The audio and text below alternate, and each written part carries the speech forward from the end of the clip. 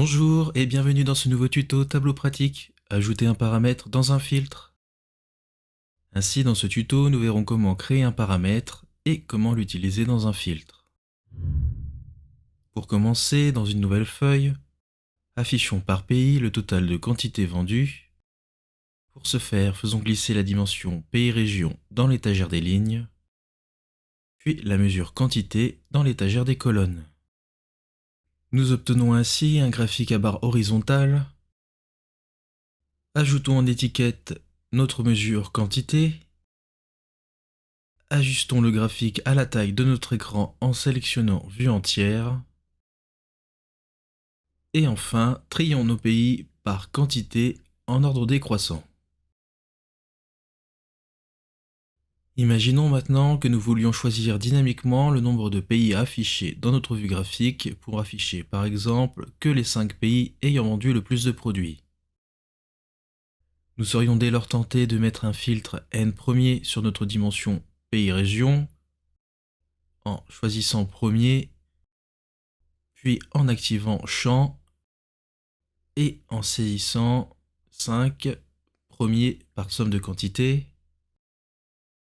Mais imaginons que nous partagions cette feuille et que l'utilisateur destinataire souhaite non pas afficher dans notre graphique les 5, mais les 10 pays ayant vendu le plus de produits.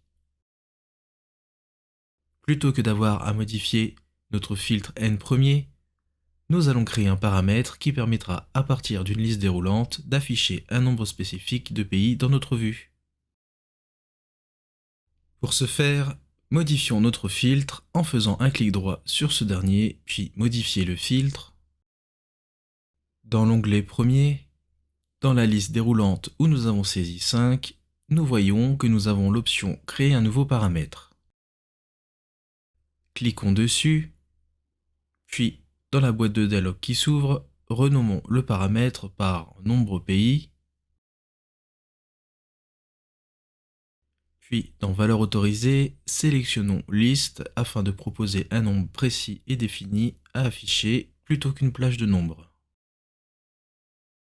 Dans le tableau qui apparaît, saisissons les valeurs 1, 2, 3, 5, 10 et 20, qui seront les nombres respectifs de pays affichés dans notre graphique lors de leur sélection dans notre liste déroulante.